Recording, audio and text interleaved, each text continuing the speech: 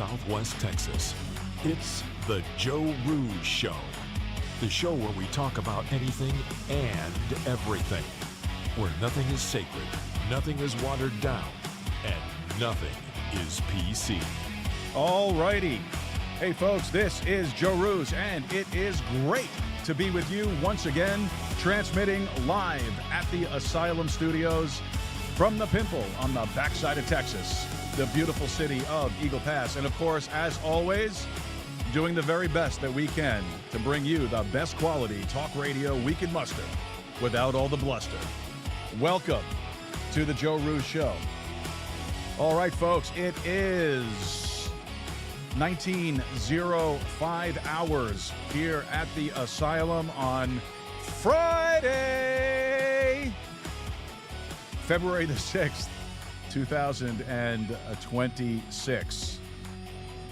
Hope you guys are ready for the weekend. We have a lot of stuff going on this weekend, so we're excited about that. And, folks, I hope that you are ready for a show tonight. We got something a little different for you. We're going to get into that here just momentarily. We did have a guest originally scheduled. Our guest is not going to be able to be with us this evening, unfortunately. And we appreciate the fact that they let us know. She's feeling under the weather, unable to do the show tonight. So thoughts and prayers go out to her, and I hope that she's doing well. Our guest tonight would have been Carmen Turner-Schott, and we were going to talk about astrology, psychology, and faith. We got a really interesting conversation about that. But like I said, unfortunately, she's under the weather, so she's not going to be with us this evening. And but we have something else planned for you, and it kind of came in, perfect timing here. I know I look a little disheveled because we were running around trying to get the show together, and so I kind of just threw whatever I had available on here, and I got myself on the show because I wanted to bring a show to you tonight. I didn't want to leave the week open-ended. I hate canceling shows. You know that. You see how I get when I do cancel a show. It drives me nuts, and I don't want to do that. So tonight we're going to do something a little bit different, and I'll explain that to you here in a second. I just want to make sure that we can take care of the usual housekeeping stuff first. So, folks, please don't forget that this is a live show weeknights at 7 p.m. Central Time, 8 p.m. Eastern Time. And you can catch it live, of course, streaming across Rumble and YouTube, both at Joe Rooz. So make sure you find us there, and I look forward to seeing you there.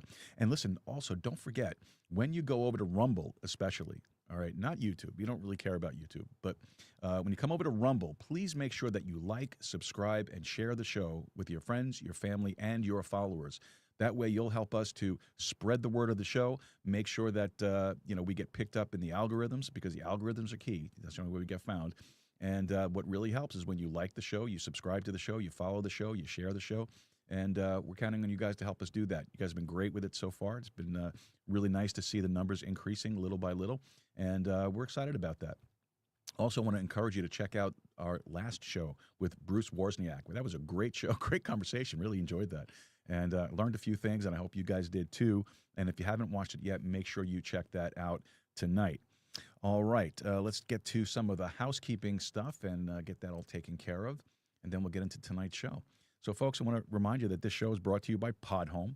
Podhome is the most modern, easy-to-use podcast hosting platform you are going to find anywhere. You can use it to publish your episodes, enhance your audio, automatically generate chapters, titles, transcripts, show notes, and more. And you even get to podcast live, and they give you a website. And now you can actually upload your video files so that you could, so on the modern podcast apps, your audience will be able to switch between between the video and the audio.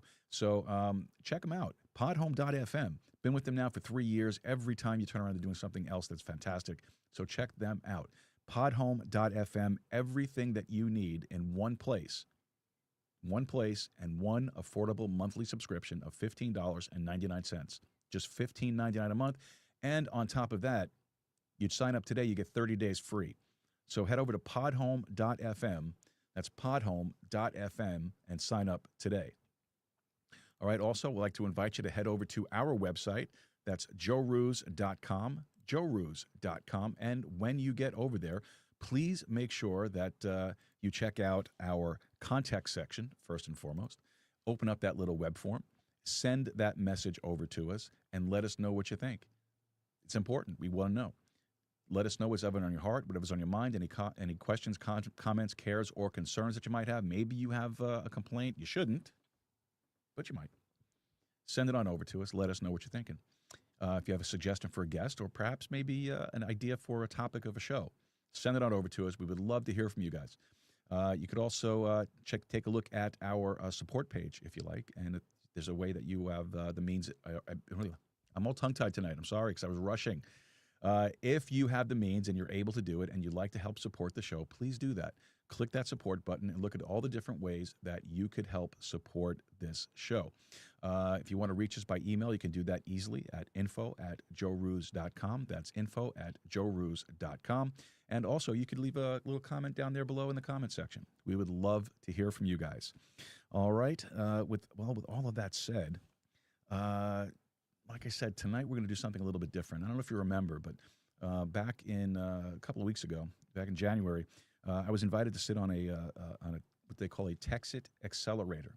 And we talked about government overreach and how it affects the state of Texas. So tonight, what we're going to do, and again, we're doing this intentionally. So what you're about to watch is a 1-hour TEXIT Accelerator session that I took part in on January the 27th, 2026. And it focused on a topic, like I said, that keeps coming up again and again in our national conversation, government overreach. But we're going to talk about how it affects Texas. All right? This isn't a rant. This isn't a debate panel. It's not theory for theory's sake. This session breaks down how government power expands, why it rarely rolls back, and what that means for states like Texas economically, legally, and culturally. Now, whether you agree with every conclusion that we come to tonight or not, understanding the mechanics of overreach matters. You can't push back against something that you don't fully understand. That's important. All right, so tonight what I want to do is I want to share this session in full, uninterrupted, unedited, the complete accelerator, because informed citizens are harder to manipulate, and serious conversations really deserve more than just the quick soundbite. All right, so before we get into it, I just want to say thank you, of course, to the folks over at the Texas Nationalist Movement, an organization of which I am a part of, and very proud to be a part of it. And I've been with them on and off since 2016, but I've been a member of the organization for the past couple of years now, like a full-on active member, and I'm excited to be a part of it. It's a great organization. They have Texas truly at the focal point of their mission, Texas independence. That's why we have the Texas independence flag here. That's why we have our Texas flag behind us right here, because we believe that an independent Texas is necessary to preserve this republic. And when I say republic, I mean the Republic of Texas. All right? So with all of that said, I hope I got this set up right. We're going to do this right here, right now. Folks, this is the uninterrupted, unedited, complete TEXIT Accelerator from January the 27th, 2026. Enjoy.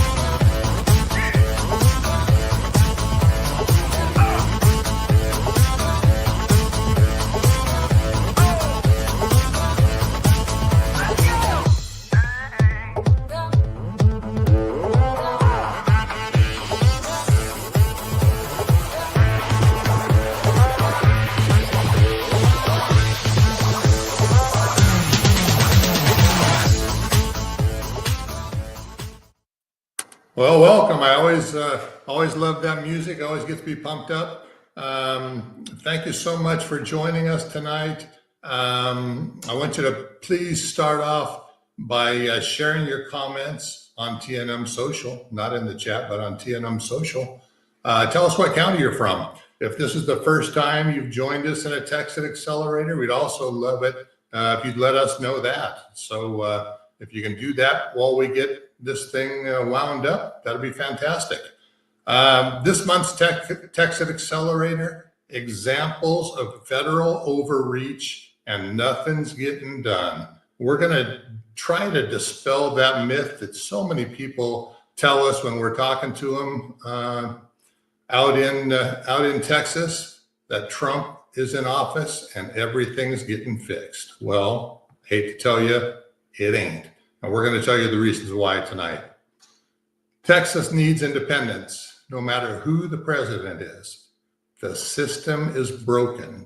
Now, some people will tell you it's really not broken. It's doing exactly what they want it to do. And that's even worse, right? But basically, we believe Texas will be better off governing ourselves. That being said, I'd like to bring on the org dev staff and have them all introduce themselves. Hi, guys. Howdy. How you doing? You're a good-looking group, I have to say. Hey, tonight I always give my staff a little challenge. What I'd like you to do tonight, while you introduce yourself, is to tell everybody out in the audience one thing that they can do to help get Texas first pledged candidates elected. So I'll start out. I'm David Brunig, Director of Organizational Development, and I'd like to see you do an event. So have an event at your house, have a meet and greet, go to someone else's event. Just get active and get out there and meet these people. You can determine so much about a candidate by looking at them eye to eye. So get out to an event. Angela, you're next. Hi, Angela Wieczewski, and I am Deputy Director of Outreach. And one thing you can do for a candidate is block walk. Whether you join them or join a group that's walking for them, it's a great opportunity to meet a few people and just get to know some of the people in your area. Okay, thank you very much. Katie Garcia, while her video is acting up a little bit tonight, she will introduce herself too. I'm Katie Garcia, and what I would recommend doing for your candidates is remembering to endorse them. I definitely don't want to do that in a French accent. That would not help their campaign. But Maybe not. thanks anyway, Daniel. But your endorsement carries a lot of weight with your friends and your social circles. So you want to make sure your name gets out, their name gets out there to as many people as possible. Awesome, thank you. Phil, you want to go next? Sure. My name is Phil Buckleback. I'm the Deputy Director of Communications. And, well, you know, the cop-out answer is you can help them by communicating. But there's a lot of communicating you can do. You know, you've got, you know, share their stuff on Facebook, you know, help with the algorithm, you know, X tweets, Truth Social, whatever, you know, social media stuff. You can write letters and, you know, you can, there's a lot of filling out envelopes. And of course you can talk to your neighbors too. You know, you can just walk up to people and say, hey, have you heard about this guy? He's going to be a really good candidate for whatever office. Exactly. Tell your friends and family. That's a lot. So that's how we overcome the big money, because the big money makes it easy for the good old boys to communicate. And so the candidates that don't have so much money really need our help to get out there and knock on doors and do all these things. So I hate to give a shameless plug, but you can put it on TNM Social too. So that'd be good. Of course, yeah. Miss Lori, the queen. Oh my goodness, you didn't come to me last. I'm No, so no, excited about that. Didn't want to get thrown under the bus again. anything left for me to say by the time he comes to me. So now it's up to you, Ken. So first of all, for Katie, I'm going to go, ha, ha, ha. That's my French accent, right? See, something super simple that you can do is put up a yard sign. So a yard sign is something very simple, and especially if you don't live in busy areas, go talk to your friends and see if your friends that live maybe on a busy street will put up a yard sign. So, by the way, I'm Lori Brunig. I'm the Deputy Director of Volunteers. Sorry, I got too into wanting to do my French accent. Yeah, they could probably read that down below at the bottom of your picture anyway, so you're okay. There you go. All right, Ken, last but certainly not least. Hello, I'm Kenneth Casper, Deputy Director of Finance, and money is the mother's milk of politics, as they say. And donate to the TNM PAC. That gives the PAC money that we can spread across the state. The candidate that we might need may not necessarily be in your district, be way out west or something, but they still come to Austin. And some of the money we raise through the PAC can help that person buy signs, get volunteers, communicate. So that's my suggestion, that give to the PAC, and the PAC can then help the best candidates win.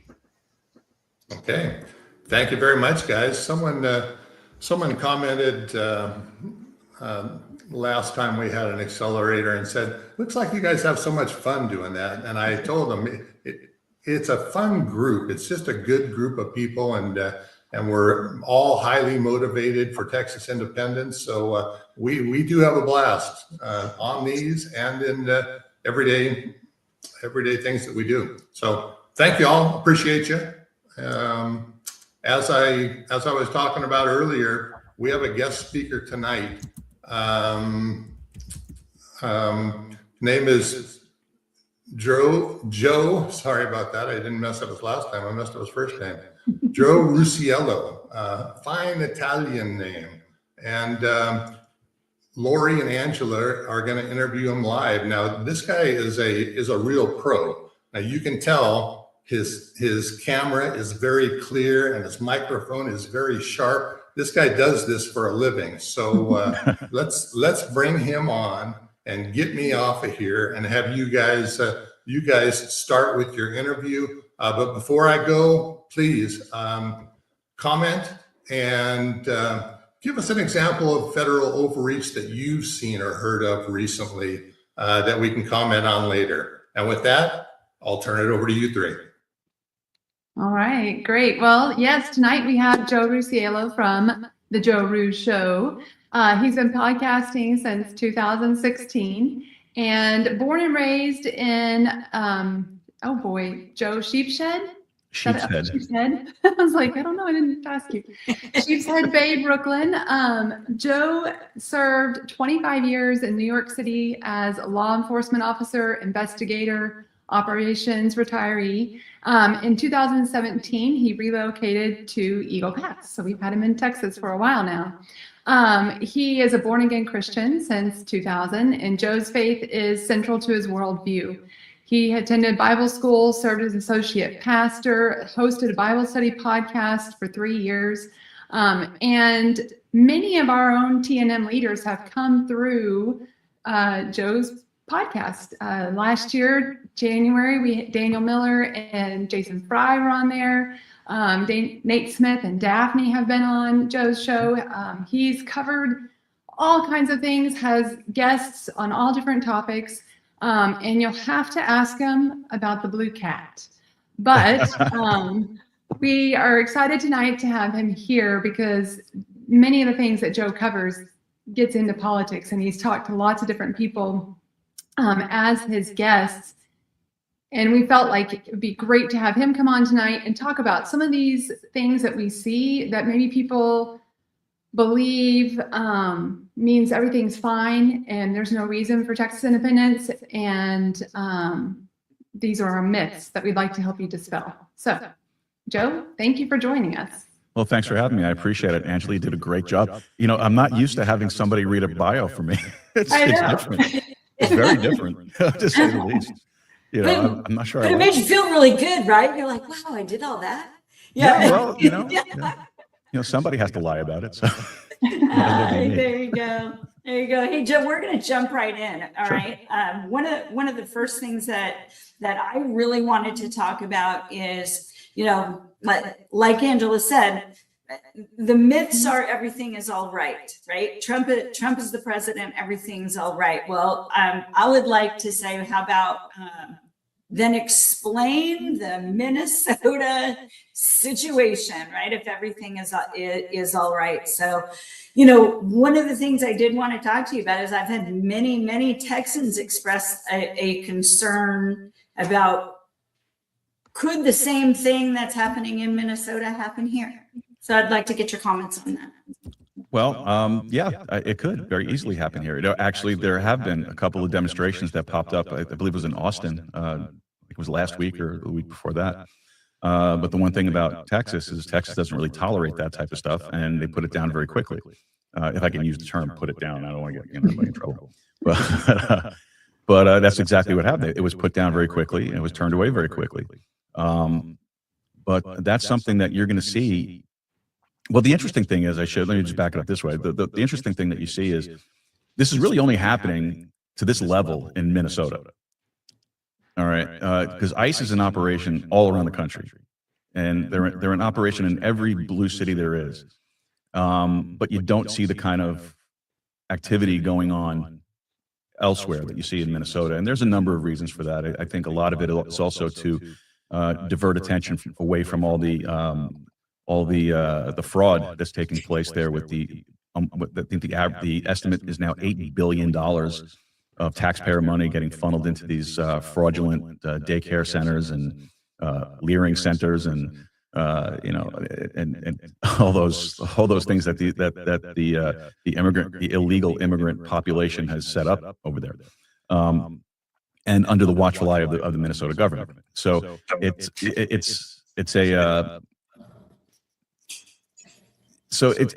a distraction really from all of that, but it's also escalating to the point where this is not just a protest. This is actually because what's a protest? A protest is peacefully assembling with permits outside of your local elected official's office or state house or the Capitol in wherever you live, or in Washington or wherever it might be. And that's a protest, peacefully protesting. This is not a protest. This is organized. This is something much bigger than a protest. This is, in my opinion, in my estimation, the way I look at it, this is actually an insurrection taking place. This is an insurrection. What happened January 6th, 5 years ago, was not an insurrection. This is an actual insurrection. And I find it very disturbing, the fact that back in January 6th in 2020, you had, in no time at all, the federal government was able to come down and scoop up grandma and lock her away. But yet we can't get accountability for what's going on right now in Minnesota. So for the people who think that Donald Trump is the answer and the end-all be-all of every issue that's going on, he's not. It's a temporary pause in a lot of the things that are going on. But as you can see, what's going on in Minnesota, it has gone way beyond what a protest should be. This is not a protest. This is bigger than that, like I said. So I'm not sure if that answered the question, but can it happen here? Absolutely it can. Will it happen here? God, I hope not. I do not want to see Texas turned into what you see going on in Minnesota or any other, or Chicago, or in New York, where I'm from. It breaks my heart to see what was taking place in New York. I mean, I served in law enforcement in New York, and I was on duty at the time that the World Trade Center attacks took place. And I can't believe that New York City, just 20 some years later, has turned to an elected. And I'm sorry if this is going to offend anybody, but this is the way it is. But you elected a Muslim democratic socialist, which, by the way, doesn't exist. So I don't want to see that happen here, and I'm afraid that virus that is spreading throughout this country, the virus of socialism, the virus of communism, the virus of these insurrectionists all over the country is going to get here eventually. Now, if Texas was a standalone, if Texas would be on its own, I don't think we would have that problem here. We would actually be able to look up what's going on up north and saying, oh, that's a shame, and go on with our cookouts and enjoy our life, and enjoy our lives, but can it happen here? It could, yeah. But well, Joe, one thing we were talking earlier about you being right there in Eagle Pass and seeing like, well, what does Texas do to protect itself? And, as an independent, like when we're an independent, how can we do a better job than the federal government? So I don't know if you kind of speak to that, like, sure, how we swoop in and this. Well, sure. I mean, but when under the previous administration, when the border was wide open, and I don't live too far from Shelby Park, where the standoff took place between the state of Texas and the federal government. And I think that what Texas did actually solved a lot of the problem. If it wasn't for the federal government getting involved and trying to dismantle everything that the state government put in place to try to slow down the crossings, I mean, you couldn't. It was impossible. There's just too much open space at this point. But it was effective, and I think that if the state of Texas was independent and had the ability to secure its own borders, because realistically, immigration and the border security does unfortunately fall within the realm of the federal government. There was a case in 2010, the Obama administration sued the state of Arizona over the same issue, over securing their borders. And the federal government turned around and said, no, this is strictly under us, under the Supremacy Clause. It's our responsibility to provide border security. Well, you're doing a darn good job. I mean, now, yeah, it's better. Of course, it's better. The borders are closed. The border's closed. I don't think they haven't given out any stats lately about any attempts or illegal crossings getting over. But the last I heard, it was none. It was zero. So and that's great. That's fantastic. Especially for me down here in Eagle Pass, and that's a good thing. But is it going to last? And that's the problem. It's not going to last. Why? Because none of this is codified. The measures that are taken to secure the border this time around are not codified. So what does that mean? Well, it was all done by executive order. So just look back in history here. So you had let's go back to what's his name? Clinton, right? So Clinton in office, he had his executive orders. Then you had George Bush come in, Jr. He did away with those executive orders, put his own in there. Then you had Obama come in and take away all of George Bush's executive orders. And then you had Trump come in and get rid of Obama's and then Biden and now Trump again. Well, what do you think is going to happen in 4 years? If this administration doesn't continue on with J.D. Vance or another Republican, what are you going to get? They're going to end up doubling down on it. You're going to get the end of the filibuster. They're going to get it, and then start jamming all this left-wing nonsense down your throat, and then you're going to have permanently open borders. And then what? And then what's your recourse? So I don't want people to think that everything is safe and secure under Donald Trump. Yeah, it's good. I'm not saying it's not. I supported Donald Trump. I voted for Donald Trump 3 times. I would vote for him a 4th time if I could. But the reality of it is nothing that's being done is permanent.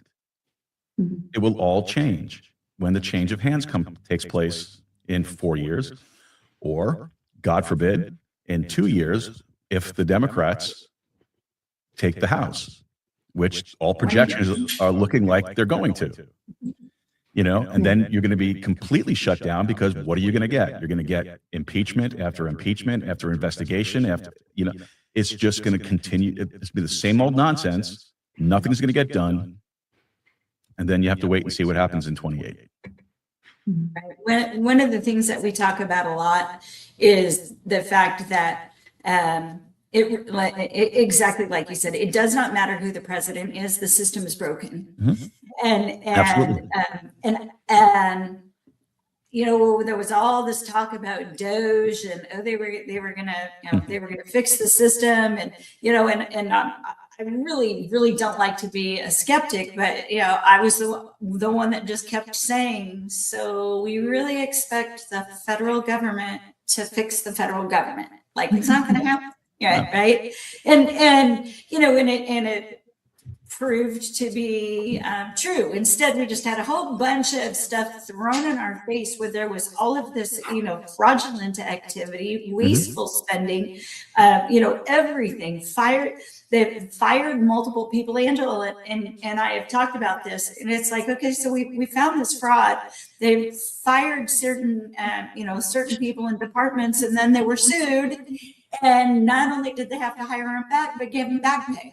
Yeah. So we saved nothing, right? Yeah. Instead, all we did was throw in the face of the public all of the fraud and everything, yet nothing is being done. Yeah. Here it is.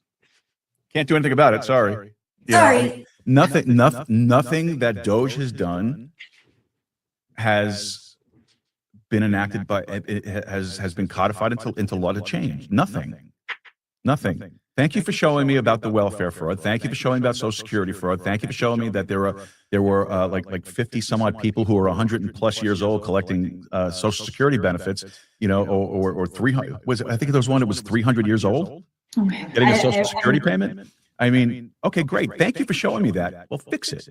Let's fix it now. But it didn't get fixed. And it's not going to get fixed.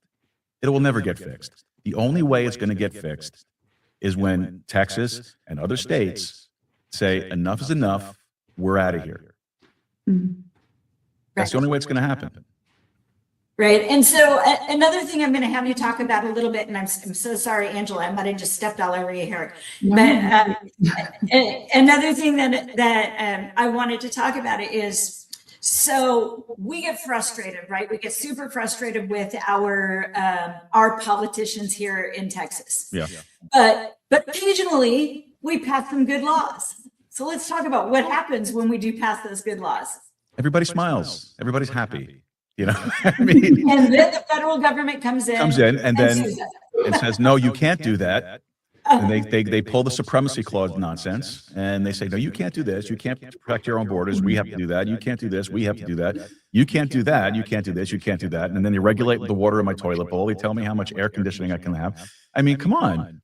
I mean, you talk about federal abuse. You talk about overreach. Jason Fry puts it perfectly in his book, and it was great to have him on the show actually twice. He was a glutton for punishment. Yeah. No, we have a good show. We don't pick on people too much. But he made a good point. It's like an abuse. It's like being in an abusive relationship. There comes a point where you have to say it's enough.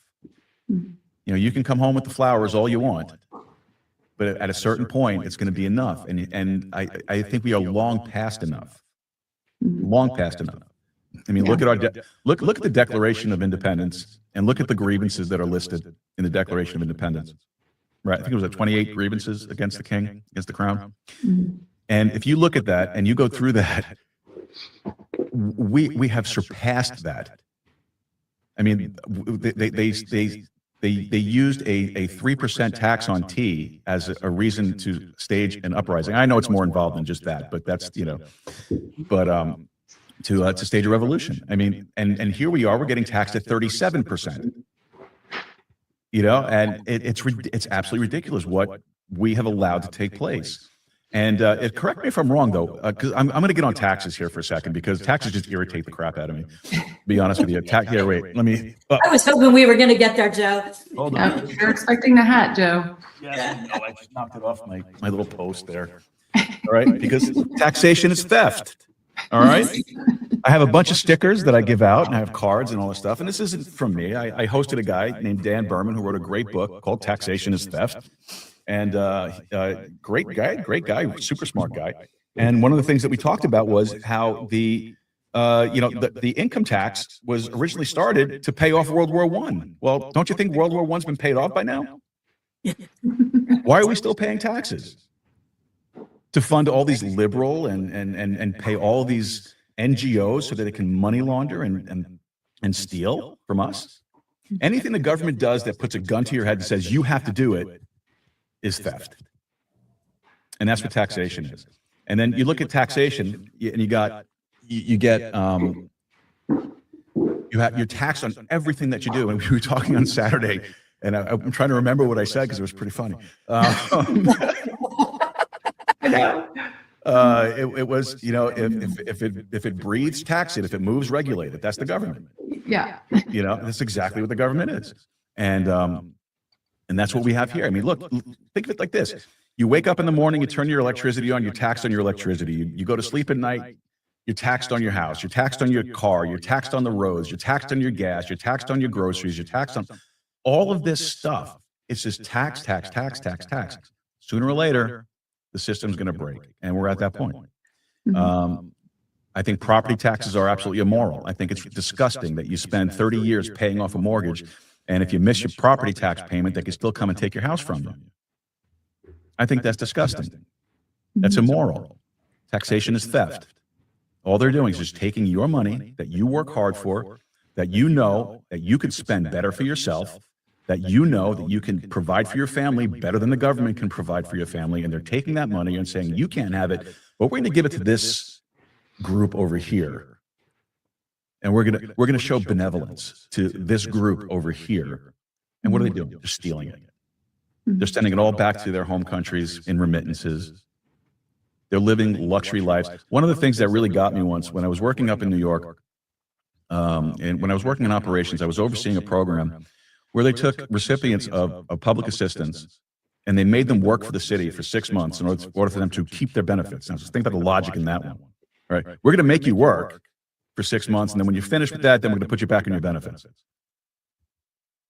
Like what? Right. So work, but now we're going to make you stop working. Right. Okay. Yeah. Great. Yeah. Great. So, and if you think I'm kidding, just look up, just look it up, just Google it. You'll see what I'm talking about.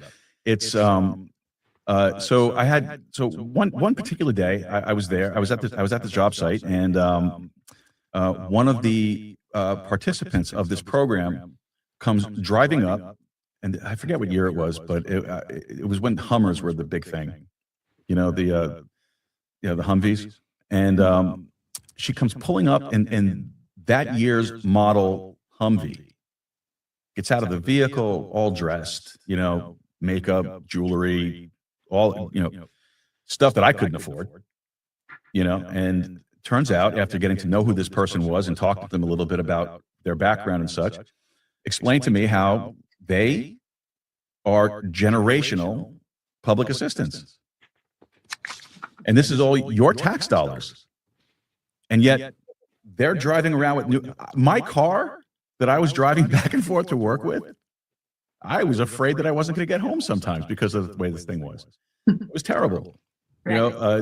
Nicer clothes than my kids had, and yet paid nothing. The government paid paid their rent. The government paid for their food. The government paid for their medical expenses.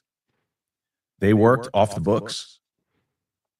More money there. And then what they do is they would hire their family members to be their childcare. Yes. Okay. So that they would get the payment from the government, and then they split that payment among themselves. I mean, yeah, taxation is theft, man. It doesn't work. It's got to stop.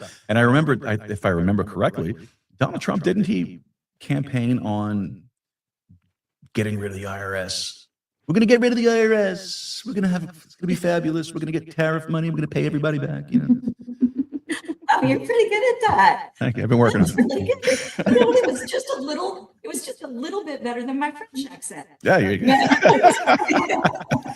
I'm trying. I work on it. I work on it a little bit. Okay, well, yeah. we're a year in. Where the IRS is still here. They're still knocking on my door saying, "Hey, Right? Yeah. Right. And when we talked about this, previously, and not only, obviously we know that taxation is theft, but even dialing it back just a little bit, property tax is, taxing us on unrealized capital gains. Exactly. Right. I mean, so even if we don't want to go so far as to say taxation is theft, at a very minimum, if you're looking at my property that I bought value X, and then you have now assessed it, at value Y, and that's substantially more. Well, you're asking me to pay taxes on something I'm not going to sell, and I'm not going to get that money back. Now, let's say all of a sudden my property taxes, drop, or the value of my home drops, or whatever. You're going to pay that money back to me? No, of course not. Right, or definitely not. You're still going to pay you're still going to pay the adjusted amount. Yeah. Until they assess it the next time, and then they might drop it a little bit. And they might drop it, but the point is that if you assess my house less, I paid a lot more before, you're going to give that part back to me? No, you're not. I mean, no, of course not. It's just crazy. So let's circle back to, how does an independent Texas help that? How does an independent Texas what? I'm sorry, you faded out for a second. How does an independent Texas help that? Well, help property taxes, help other taxes. Well, the state doesn't generate any income through income tax already. All right, so that's just proof right there that you don't really need it. I mean, very easily, through your sales taxes, through things that are reasonable. There are ways to generate revenue. You don't need to have taxes, like tariffs, for example. All right, so Texas is going to be trading as an independent. Texas will have deals and trade agreements with other states and other countries. Well, there's revenue right there. This country was funded up until they decided to tax everybody to pay off World War I through tariffs. And somehow, some way, roads still got built and still were maintained, and somehow, bridges were still built, and infrastructure was still put together. Somehow we did it. Mm-hmm. There, you have that. You also have you have investments. You also have moving over into like cryptocurrencies and things like that. Modernizing the monetary system. There's plenty of ways to generate revenue. Plenty. And then also you think of it like this too. Texas has everything it needs to stand on its own. You have warm water seaports. You have plenty of land. You have plenty of natural reserves of oil, natural gas, shale. You have all of these materials, minerals, everything that you need to stand by yourself. Well, don't you think you're going to be in trade deals to sell that stuff? Of course you are. So you'll make your money. You'll get the revenue you need to sustain the government. And the other thing too is, we won't have such a big government because you're not going to have the money to do a big government. Yeah, that's something we talked about that we probably should talk about. The fact that you really drove this point home, and that was the fact that if we're not worried about fighting with and everything else with the federal government, and now all of our focus is just here in the nation of Texas, right? Or the Republic of Texas, or whatever, whatever it is. I mean, the fact that we are now have our legislators in our backyard, and we're not focused in all over the wrong places. Yeah. What a difference that makes. And of course, because there's accountability. There's accountability right now. Our elected representatives to Washington are up in Washington. Why are they not here in Texas?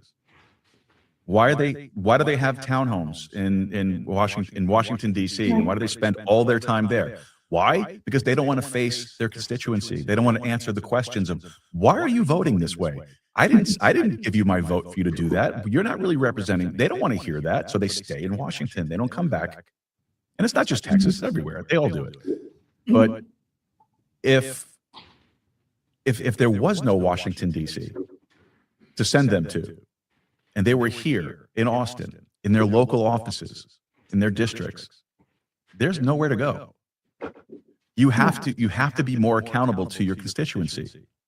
So the fact that they're so close to home, which is exactly what our founding generation wanted when they set up our government, they made it so that, you know, the elected representatives weren't in the seat of government all the time. They were only there for 3 months, 4 months, and then they were back in their districts. They were working their farms, working their offices, working their whatever it was they were doing, their vocations were. There was no reason to be up there. Once they started staying up there, that's when the lobbyists started coming in. That's when you started getting all these outside interest and all this influence. That's when all that's happened. And that's why they stay there, because they'd rather answer them than us. They're more afraid to answer the people than they are their lobbyists. Yeah. So bringing everybody home and having everybody accountable here would greatly improve life in Texas. So yeah, it's all about accountability. Yeah. And it removes that distraction of watching, because we tend to, what makes the news, right? Always federal. Federal stories make the news. But now everything is about local or within Texas, and you're able to watch it closer and know what's happening. Because Austin would be the seat of government for the nation of Texas. Yes. You know, so that's where the focus would be. And then of course the districts. However it would be broken down and set up and organized, I don't know, but the accountability would be there. It wouldn't be 3,000 miles away. They'd be 300 miles away. Yeah. Which I would like a lot better. Yeah. Accountability. It all boils down to accountability. Yeah. They get away with a lot close by us now because we're just not watching. Yeah. Unless you're Nicolas Maduro, you know, then you get held accountable for stuff. In the meantime, you know, COVID and election fraud, tax fraud, you know, all that stuff. No accountability there yet, but yet we can scoop into foreign country and pull out Another country. Yeah. We can bring them to accountability, but not. Right. Yeah. Let me not go there. I need some bourbon. Lori, I know there's a whole lot of comments that I'm just watching fly by, so I don't know if this is. Yeah, you know what? Joe, if panel? it's cool with you, man, let's bring in our panel. And Sure. You've had some very active people in the chat. Is that good or bad? I don't know. No, it's Good, wonderful. it's good. You know, interaction is what we pray for, right? Sure. So, you know, How many people Katie, did I piss off? Yeah, Katie, maybe we'll go to you first. I know you've kind of been monitoring the chat for us, so let us hear some of the comments, and you know, and maybe Joe will add something or comment along. There's been definitely a lot of agreement there. One of the guys wants to know where they can get a hat like that. They like your taxation is theft hat. Well, it's not mine originally. I'd have to find the guy's book with his website on it. I can get that for you though. So, I can see if I sure. can look at it. yeah, it's I know it's taxation is theft something. I forget. Yeah, I'll see if I can hunt it down. There I were might so actually many. Go ahead, you guys go. I'll be right back. Right here. I thought the hat question would be a throwaway one. Sorry, I didn't know that would be. You know, it's funny. The ones that you don't think would actually be the talking point turn out to be. We did a show one night on our show that I asked one question. We do icebreaker questions at the start of the show, just like 2 questions, 3 questions sometimes, just to kind of get people comfortable, you know, talking with us and whatnot. And I asked one question, and I don't even remember what it was, to be honest, but it ended up becoming the entire show. Ended up having to have the guests come back so we could actually talk about why we booked them in the first place. It is, it's taxationistheft.info. Oh, okay. Nice. Okay, thank you. I don't know if you can see that there, but never mind. Taxationistheft.info. Okay. Does he That have it at answers- his? Okay. Anyway, go ahead. A lot of the other agreements centered around the taxes. Caleb Glick had a great comment saying the Texas Constitution prohibits property taxes, Article 1, Section 9. So both of our governments would do better if they would actually follow the Constitution. Very true. Very true. Yeah. Yeah, and Katie, I saw Which something is, that I'm sorry, which I find hysterical. The fact that the Constitution of the state of Texas says property taxes are not allowed, and yet all of us we all pay property taxes. Interesting. Go figure, right? Because we're so distracted by the federal government taking everything we make as income that we don't even pay attention to the other part. That's a great point. Yeah, absolutely, absolutely. What were you going to say, Lori? Yeah, I saw a comment from David Munson. It said any tax should be derived from economic activity, like sales tax. Then the government would be as dependent upon a good economy like everybody else. They Excellent might point. legislate for a better economy. Excellent point. That's a really good point. I thought so too. I saw that and I thought, okay, I definitely want to. Fantastic. Well, yeah, that's kind of what we said earlier too. You know, through sales taxes and things like that. Yeah, absolutely. Tariffs. Tariffs. Yeah. Yeah, right. We want a good economy, so let's figure out a way to. The more money, the more money the individual has in their pocket to spend, the better the economy is going to be, and that's something that it's basic economics. And I wasn't a great economics student when I was in school, you know. But that's the one thing that I learned right away. You know, the more money in my pocket, the better it is for the economy. Right. And just so everybody knows, I think that economists say if we were an independent country, we would all have, I think the number is like something enormously high, like 85% more money in our pocket. I mean, that's nutty. Well, just think of all the money that the state of Texas sends to the general government. Just, all that money would be here. It wouldn't be going out there and then sent out to Ukraine and all these other places that the money goes to. Right. What else, Katie? Anything else on there? There was a comment. Kyle and a couple other people wanted to work on campaigns. We want to move the needle and actually get representation that is going to pay attention to what the Constitution says. So I'd open it up to ideas on how to find a good campaign to work for. Well, TakeTexasBack.com has a bunch of people running for office, and there's a way that you can endorse them. There's a way that you can donate, and there's a way you can volunteer right on that website. So that's where I would start. Yeah, and if you know a candidate that's not on there, but they're running in your area, ask them the question. Would you sign the pledge? Will you support this? And have those conversations, because you may have someone that's just not been asked or even heard of it in your area, and it's definitely worth having that conversation and then supporting them. Yeah, for sure. Yeah, I think everybody has heard me say, I've had politicians that have asked me for my support, and I am very, very frank with, I'm sorry, I don't support any politician that hasn't signed the Texas First Pledge. Some have said it sounds like coercion to them, and my response back is, well, I am so sorry, but I am free to support whoever I choose, and I choose to only support somebody that has signed the Texas First Pledge. So, there you have it. I literally won't do anything for a politician that hasn't signed the pledge. So, and those that have, I have had fundraisers in my home for, I have block walked for, I put my money where my mouth is, to be frank. So. Well, another thing that people can do too is, if they have the ability to do it and the means to do it, run for office themselves. Right. Yeah. Chris Powell actually put just now in the comments that he's running for precinct chair, and we have a lot that are running for precinct chair, which is a great way. Several sitting here even that have or are, and it's a great way to just plug in and get involved and know what's happening in your county, local, right? And then puts you in a place to meet and know more things about local and state, because your politicians come through there too. Well, Chris, if you're interested, reach out to me and we'll get you on the show. You can talk about your positions. That'd be cool.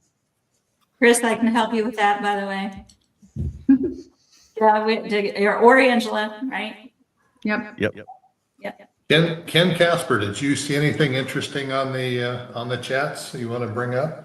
A lot of the talk about the taxes is always an interest to me, and I've always thought about the term, the straw that broke the camel's back. And if you lay down one night and just think about the hundreds of tiny little pennies that are stacked on you daily from every, like you were saying, the phone bill, from the time you get up to the time you go to sleep, it is very logical why everybody is stressed out and very tired all the time. We're working 80% of our time just to pay all the micro taxes that are compounded and compounded and compounded on each other. Because everybody that pays the tax, they're paying with somebody that's already paying the tax, that's paying the tax, and it just keeps going and going and going. So yeah, it's you're basically imprisoned by this. It is very nefarious. From a spiritual standpoint, it is as evil as it gets. It really is. I agree with you. I totally agree with you. You know, I don't know how or when, you know, taxes became my thing, but it's just all of a sudden, it just seems to be what I constantly gravitate to. I think that's the bane of my existence. It's just to get rid of taxes. Hey, Joe, it became my thing right around this time of year every year when I have to write that ridiculously astronomically sized check for what the school taxes or whatever it is. So yes, so it is my thing too. And it's particularly my thing because I've got to write that stupid check in a day or two. I know. I mean, liberal Christmas is the worst time of the year for me. That's April 15th is liberal Christmas. Yeah. Well, Katie, anything Yes. else that you saw on the chats? Well, actually, now we've got the questions pouring in. We've got the range going. Caleb asks the question of that the founders asked themselves, how do we form a government that's going to obey the restraints the citizens put them in? He thought he'd give you a softball there. Yeah, that's a good one. That's a good one. Well, first of all, I think that the restraints were the fact that there wasn't really a seat of government where, like we have today, where our representatives are constantly away from their constituency. They're constantly over in the seat of the general government, dealing with the lobbyists. I mean, they're there all the time. That's not what the founding generation wanted, and I think that was designed that way to keep as much. I mean, you're always going to have any kind of republic. You're always going to have some kind of, not a democracy, by the way. We're a constitutional republic. You're always going to have corruption. It's just the nature of the thing, unfortunately. So, and that's not an excuse, but the idea was that they wouldn't be in that position all the time. They would be there, they would serve their term, and they would leave, and that would be it. All of a sudden, in the more, I think it was like in the somewhere in the 1800s. I don't remember exactly where. All of a sudden, it started becoming a career for people. You know, they would constantly be in office. They would constantly run and rerun and rerun and rerun. And that's where a lot of the problem is. That stuff needs to be changed. That's why you need to have the term limits. That's why you need to have stops along the way here. There's no reason why someone like Schmucky Schumer should be sitting in the Senate in New York City for 35 years. I just saw something a little while ago. There's a lady retiring from Congress who's almost 90 years old. Why is she still? I'm not saying she can't do the job, but I'm just saying, why is someone in office that long? Right. Elected positions were never intended to be a career. You're supposed to go, do your bid for king and country, if I could put it that way, and get out and move on. That's a lot of the problems we have. So they build up these relationships, they build up these connections, they build up these networks, and that's how they go from what's her name in Minnesota, Ilhan Omar, with a negative net value to being worth over $40 million today after being in Congress for what, 3 years? On $174,000 a year? Explain that. Yeah, term limits are the way out, but how do you get people who are becoming millionaires year after year to vote on that? I mean, Yeah. it's almost impossible. You keep trying to replace them, but they have all the money to spend on their campaigns, and the majority of people do not educate themselves as to how people vote. They just see their name and know their incumbent and think they must be the best person, right? And they all talk about it in their campaigns. You know, I'm for term limits. We got to cut this. And then as soon as they get in there, as soon as they start seeing that lobby money coming in, oh wait, you know, we can't do that. You know, God forbid. You know, I can't. I have to feed my family. Well, so do I, man. You know, some of the things I read about Greg Abbott doing right now. There must be somebody that's challenging him, but he's turning 180 degrees on many issues right now, and you know he's going to turn right back around if he gets reelected. So anyway, Absolutely. Yep. my 2 cents for what it's worth. So we are starting to run just a little bit short on time. So it might be time for Angela to do her recognizing the champions. So You think it's that time, Phil? but first, Joe, There you go. I'll push the button. man. Yeah. Lori's in Oh, charge. thank you. oh, you're welcome. Joe. It's my You're pleasure. fantastic. Anytime. Thank you, And check out the show. Yeah. Oh, Yeah, yes. just Bill- check out the Joe Rooz I'm Show. gonna- Hang on. I'm Don't gonna cover that man. Don't get off. Yeah, there you go. All right. Yeah.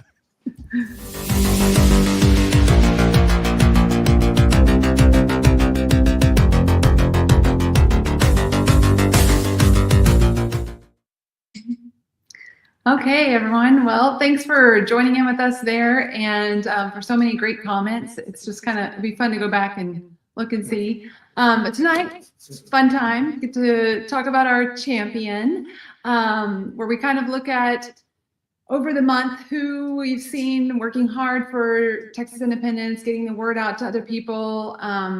And this month, I had the pleasure of hosting my vertical team meeting for the outreach coordinators. And Eric Spotty showed up on our coordinator. He's one of our organizers, county organizers, and he came on to our outreach vertical. And I know we've seen him a lot on TNM social, posting and interacting. As we talked about a team, we talked about Eric and just kind of shared some things and talked about how, you know, he's open to suggestions, eager to learn, has worked hard to kind of jump into his position. I know he had an event this past week to kind of meet people, but when Eric came into the outreach vertical, he was sharing how even on a trip in Colorado, he heard people talking about Texas. He went over, and this really struck me, and we were sharing. He walked up to some people that were talking, and he heard they're from Dallas, and he said to them, "Oh, you're from Texas.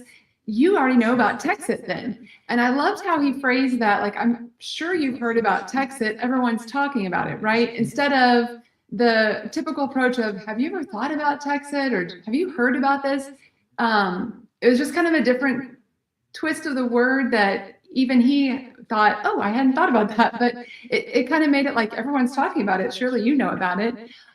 So we had a lot of fun talking about that. I was just excited to hear he loves sharing the message with everybody. Puts his TEXIT Now signs up in his windshield. I'm sure a lot of you do that too at different times, where he can still let people know what matters to him.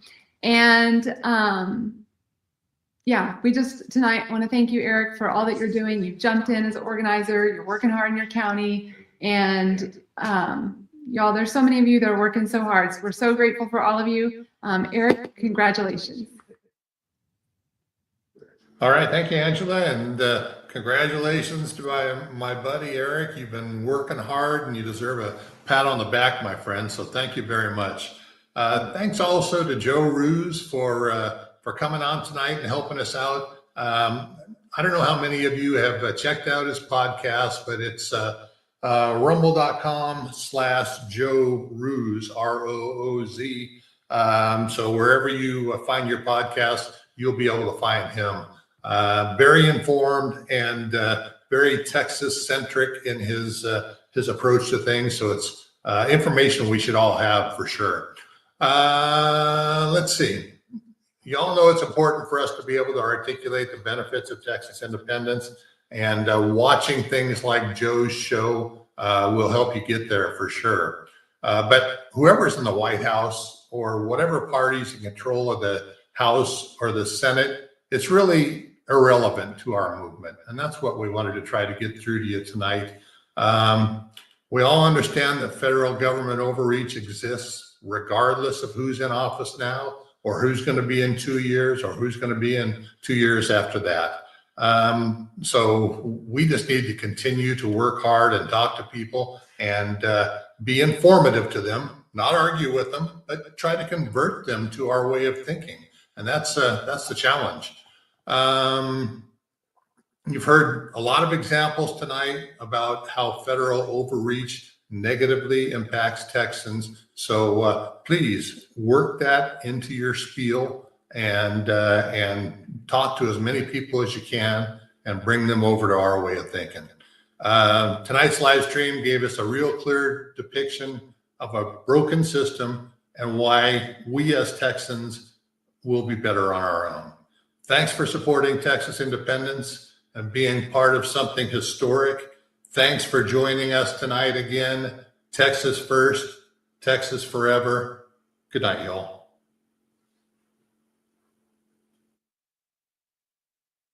All right. So, folks, that was the TEXIT Accelerator from January 27th, 2026. It was a real privilege to be invited to be a part of it. It was a great experience. A bunch of great folks there, too. You know, the more you get involved with this organization, the more you realize how people really do truly love the idea of Texas independence and the necessity for it. You know, you guys know this. I'm a transplant here in Texas. I'm not from Texas.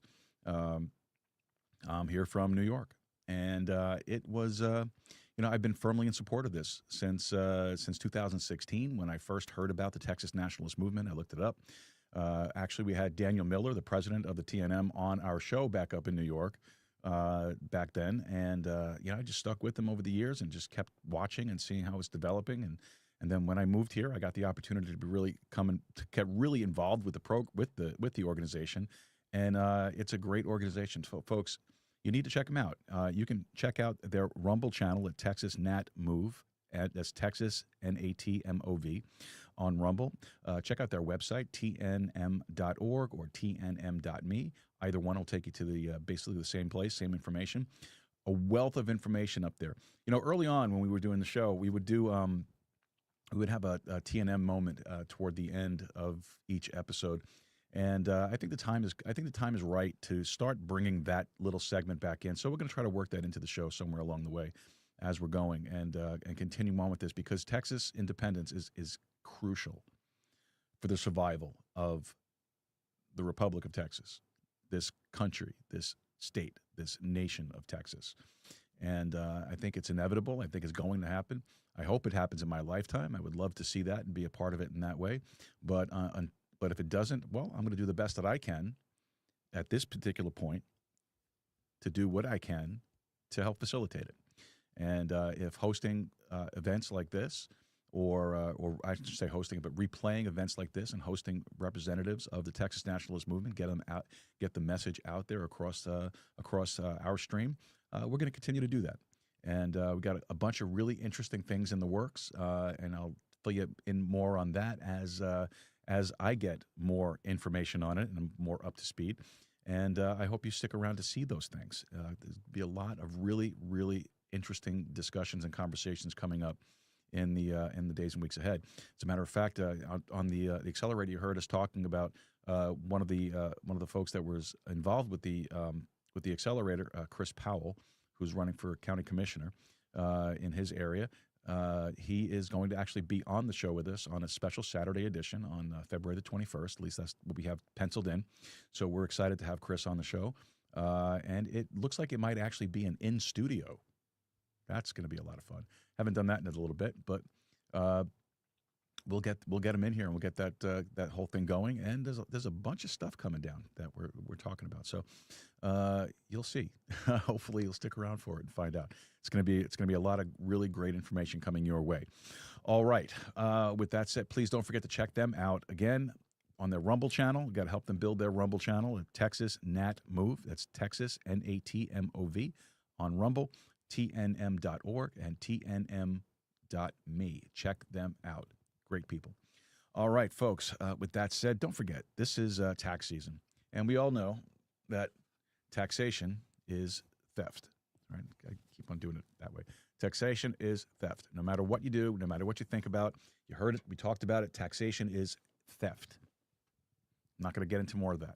All right? But it is tax season, and we do have to file our taxes, at least for the time being.